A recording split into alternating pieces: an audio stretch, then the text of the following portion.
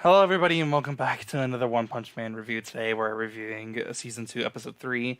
And with this episode, excuse me, it seems like they're focusing a lot on Garo, and that's specifically because of what they do in the first half of the episode and sort of in the second half of the episode. Garo seems to be the main focus of the episode, along with Bang and Bomb, who, and Bang is actually Garo's previous master, because apparently Garo used to train at his dojo beforehand, but he was disbanded or he left or something. I actually don't remember. But now he's just back, and now he's, a human calling himself a monster and kicking the shit out of everybody who gets in his way, or whenever he's out trying to go and, hunt these heroes, because that is the whole point of the episode. It's trying to show that, yeah, Garo, as a guy who's calling himself a monster, he's going out and hunting these heroes, and he's just beating the crap out of them because that's just all he wants.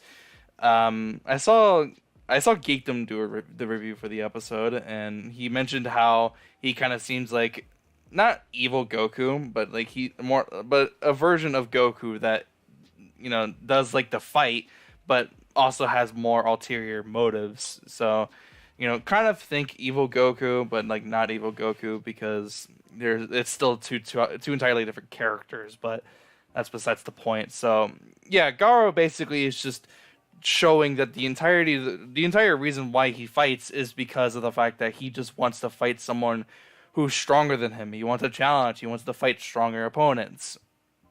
And in the episode, after we see one of Bang's students, he goes to Saitama and Genos and tell him like all about Garo, and like he's like doing stuff like whatever, blah blah blah, right?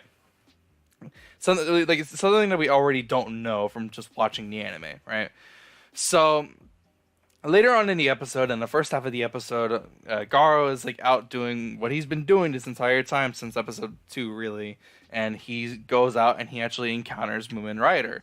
Moomin Rider, as we all know, isn't really that strong of a hero, and that's when he then encounters, again, and that's actually Tank Top Master. Tank Top Master is a Class S ranked hero, and he's very, very strong.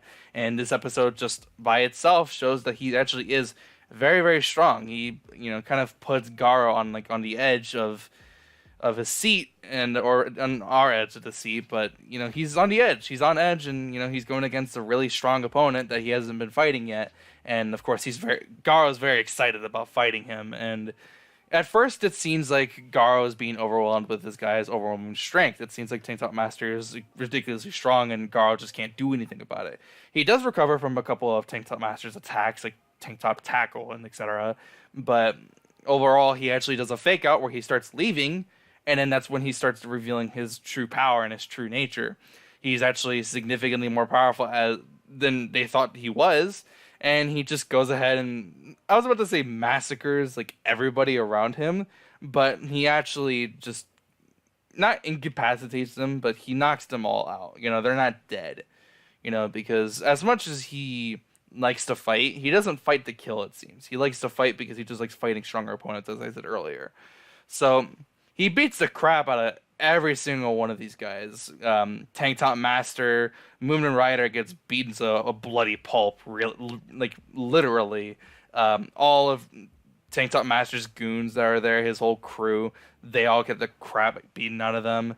And then Charanko, I think that's what his name is, Bang's, or Bang, however you want to pronounce it, his student, he actually decides to jump in the fight, and then he just, he can't do anything. He's not, all that strong. So, Bang and his brother, Bomb, they actually find, the area where Garo had actually, got into the confrontation with all these other heroes, and of course, not Garo, Bang is trying to, confront Garo and stop him from doing what he's doing.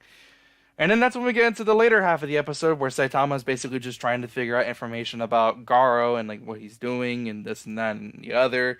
And the rest of the episode is basically Garo continuing to do what he's doing. He gets into more confrontations with more heroes, two of them, and kind of figuring out this that there's actually this book guide that actually has everything about all these these pro heroes, and he also encounters like three other guys and beats them as well. But the rest of the episode is Saitama just figuring out more and more about Garo by visiting the guys who got the crap beaten out of them in the hospital, like Moomin Rider and Take Top Master. And at the very end of the episode, we actually see Garo and Saitama encounter each other. They encounter each other, and Garo has no idea who Saitama is. And Saitama knows a lot about Garo, but he actually doesn't know what he looks like. So in the end of the episode, whenever they encounter each other, Garo does a karate chop attack on Saitama, and Saitama isn't fazed by it because Saitama is ridiculously powerful, and nothing could basically hurt him at this point. So that's how it's already been established. Nothing can really hurt Saitama at all.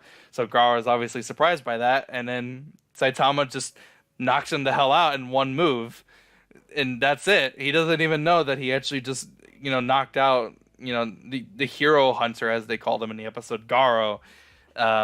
At the end of the episode, he doesn't even realize that happened because he actually is looking for a wig in the episode, at the end of the episode, because after the credits they actually show that he's picking up a wig, not because he's self-conscious about him being bald, but he's actually trying to enter a martial arts tournament because he's interested in Garo, and Garo learned from Bang. Bang is a martial artist, and he learned martial arts, and Saitama wants to fight other martial artists who are really strong. And that's kind of like where we're going to be at in the next episode. We're going to see Saitama enter this martial arts tournament, probably earn 3 million yen, because that's what Charanko said in the episode, and that's the prize money, and that's kind of it. So, I thought the episode was really fun regardless. Actually, no, I thought the episode was actually really good. The animation was really good, probably the best that the studio has done so far. It was really entertaining. The action is over the top, like how One Punch Man has always been.